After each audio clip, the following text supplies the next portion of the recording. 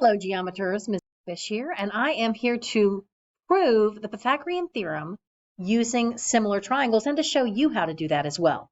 So the thing about this is it starts out with some other geometric concepts that we have to understand in order to be able to do this, and they are things you may or may not, depending on your geometry class, have already covered. So a bit of background information first. First thing I want to point out is what the altitude of a triangle is. Okay, so if you have a triangle, then any segment that goes from one of the vertices, one of the corners, to the opposite side in a way that makes a right angle. Or it can actually go to the line containing the opposite side. So this is an altitude here from a vertex to the opposite side, making a right angle. That's an altitude. But here's an example of an obtuse triangle from a vertex. It doesn't actually go to the opposite side, but it goes to the line containing the opposite side. Like if we continued the opposite side, then it would touch, but it's at a right angle. And so sometimes for an obtuse triangle, your altitude can even be outside the triangle. But that's what an altitude is of a triangle in general. Now, what we're going to look at is the fact that if you have a right triangle and you draw an altitude, but not just any altitude, specifically an altitude that goes from the vertex of the right angle across to the hypotenuse of your right triangle. It's very often just sort of called for short an altitude to the hypotenuse. And remember, the hypotenuse is something that only a right triangle has. It's the side across from the right angle. So you got two sides that join at the right angle. Those are called the legs. And then you have the hypotenuse that does not touch the right angle. This red segment here is an altitude to the hypotenuse of my right triangle. Well, it turns out when you draw the altitude to the hypotenuse in a right triangle, that you have divided the triangle up into three triangles. Okay, you can see that I've got one over here, and then the whole big one is the third one. So three triangles, and all of them are right, because if this is 90, this is 90 also.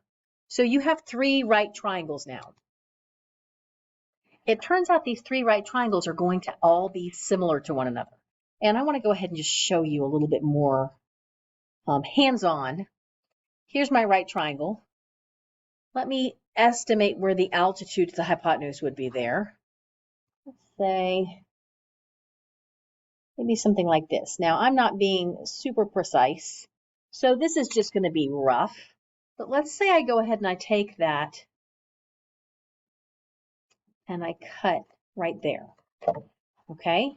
What I want you to see is that not only do I end up getting three triangles, all three of which are right, but all three triangles are also similar. Remember, similarity means they should have all the same angles, but potentially different side lengths. The sides are proportional, not congruent. Angles are congruent, sides are proportional. And you can see that those are all really the same shape. So the angles would all be the same. Okay, now notice though that when I did this, let's see, it looked like this. I had to turn those triangles to show how they are the same. So they're not going to look the same. They're not going to have the same orientation when we compare them. So let's go ahead and see if we can label this and figure out how that works. Okay, so I just made myself a new triangle.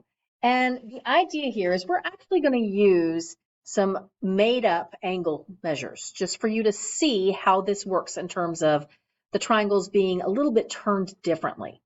We already know that all three of these triangles are right triangles and that this has to be a right angle because that cut mark is my altitude. Remember, it has to be at a right angle.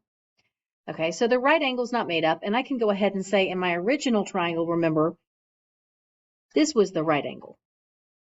Okay, so the right angle, we have that figured out, where that is.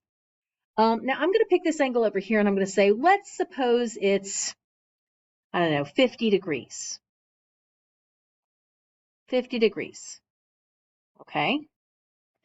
Well, then what would this one at the top be? remember that in every right triangle, you have to have three angles that add up to 180. So if you've already used 90, the other two will always add up to 90, because 90 plus 90 equals 180. So this would have to be 40, this angle up in this corner. And remember, these two together are a right angle. So if these two together are a right angle, then this would have to be 50. So I only had to imagine one angle, that 50, just to see how that's going to change the other things. This is 50 because it's the same as the one that was on top of it. And then in this triangle over here, we have 90 and 50, and the other one would have to be 40 for these two to add up to 90, so that all three angles add up to 180. So this would be 40. And the one that was sitting right on top of it would also be 40.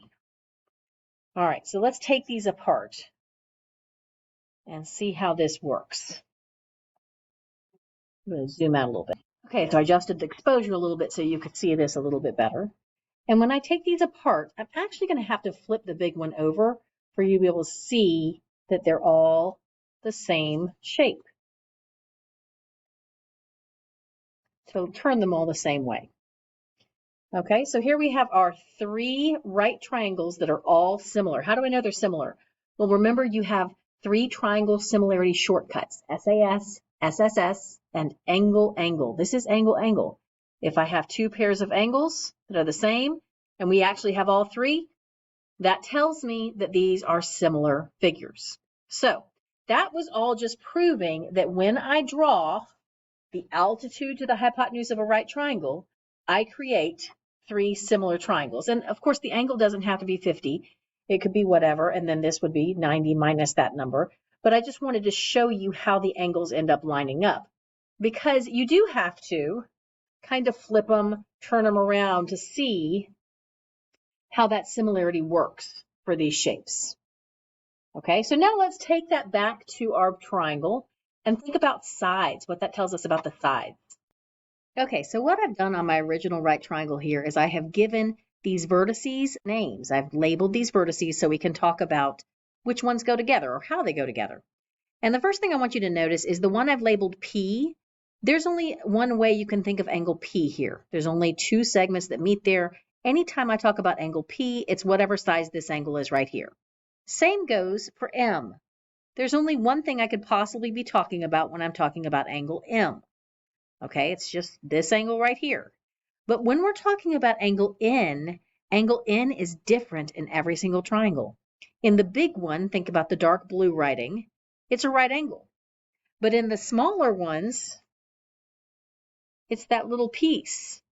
It's a smaller angle that's part of 90 here, and then on the other side, it's the other part of 90. So every time we have an N, we're talking about a different angle. So here's what that looks like when I pull them apart. Okay, so every P is the same as any other P, and every M is the same as any other M. But N is talking about every time we have an N, it's a different angle. All right, so now I'm going to compare which sides are proportional. And remember that if you have two angles the same, we've got a right angle and this other angle, then that really means all of the angles are the same. So this must be congruent to P, this part right here, this part of N. And here, this part of N is congruent to the M angle. All right, so let's think about our proportionality. When we have similar figures, all of the side lengths that are corresponding are proportional. So if I pick any two corresponding sides here, like MN to MP, that's the same ratio as this MR to MN, or PR to NR. Notice that goes from one angle mark to the right angle to NR. That's the same as PM to NM. So I've got all kinds of proportionality here, but there's really two specific relationships I want to point out because they're the two we need in order to be able to prove the Pythagorean theorem. One is that MR here, the relationship between this leg and this one down here, and notice those correspond. We've got two marks here in right angle, two marks here in a right angle. So MR to MN, that's the same ratio as MN, the hypotenuse of this triangle, to MP, the hypotenuse of this triangle. So Mn to Np. Sorry, MP. MP. Oh, goodness. That's a very interesting M. MP. All right, Mr over Mn equals Mn over Mp. That's one relationship I'm going to spotlight. And like I said, there's a bunch of them, so this is not the only one. We could say a lot of things about the proportionalities here because we have not just 2, but 3 similar triangles. All right, so let's look at another relationship, the relationship between Rp and Np, or let's call it maybe PR and PN, okay? Those are the shorter leg. I could say that PR to PN is the same as NP, this hypotenuse, to this hypotenuse, to MP, okay? NP, or actually, let's go ahead and say it in the same order, PN. PN, the hypotenuse of the smaller triangle, to PM, the hypotenuse of the bigger triangle. All right, so those are some relationships I can say. Those are some proportionalities that exist here if all of these triangles are similar. Now I'm going to go ahead and reimagine this in a way that makes it a little bit more easy for us to talk about it in terms of Pythagorean theorem. And really, when I say reimagine it, I'm just going to relabel. Okay, so let me just go back and show you how I'm relabeling this. I'm thinking Pythagorean theorem is a squared plus b squared equals c squared, where a and b are the legs. So how about if I call this a and this b, because this is the hypotenuse of this original triangle. So that's going to be my c. So c is all the way across here. Okay, so every time I see an MN, I'm going to call that B, and an NP, I'm going to call that A. So here's what that looks like on what we just drew. And if I get rid of all of the points, it looks like this. But I also want to include those relationships we spotlighted earlier. So let me take those and say, okay, MN is B. So I have a B here and a B here. We haven't talked about MP yet, so let's come back to that. Okay, so MP here, MP is C. All right, so MP is C. That's C here. And that's really the only place we have it, is it? Yeah, so C is here. Okay, this is actually the better triangle to use for this. Okay, so C is all of MP. We're going to have to come up with something to call these two. So let's call them X and Y. I'm calling the smaller part X and the bigger part Y. Okay, so that tells me RP is X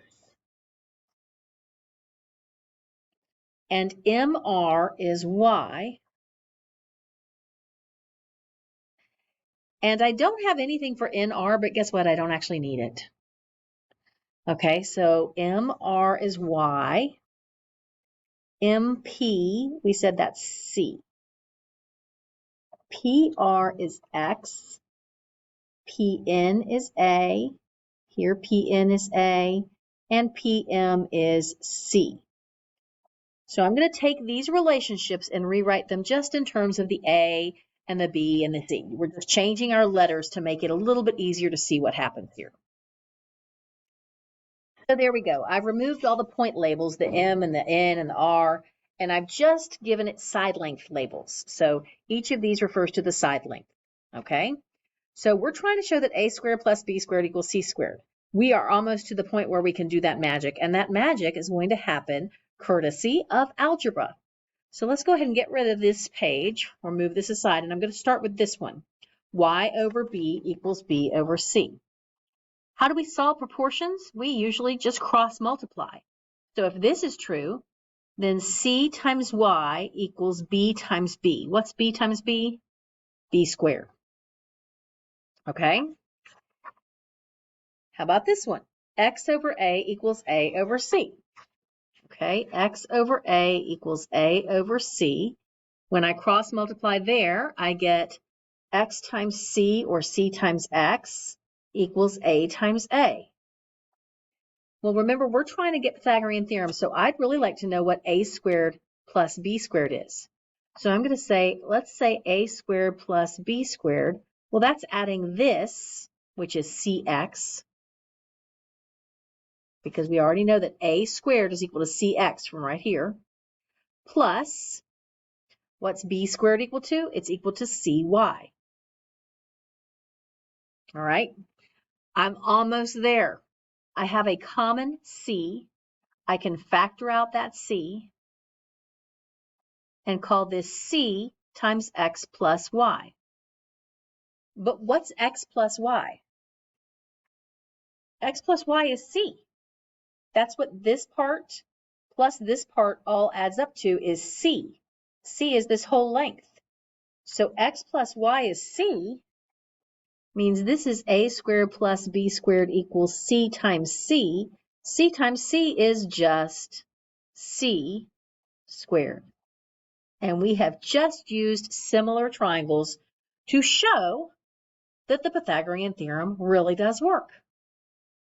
I hope this has been helpful to you. Like I said, there were a lot of little things we needed to know about similar triangles and similar right triangles and dropping an altitude to the hypotenuse in a right triangle and that kind of thing along the way. So you might want to go back and watch different parts of this more than once. But that is the proof of the Pythagorean theorem using similar triangles. Thank you for watching. See you next time.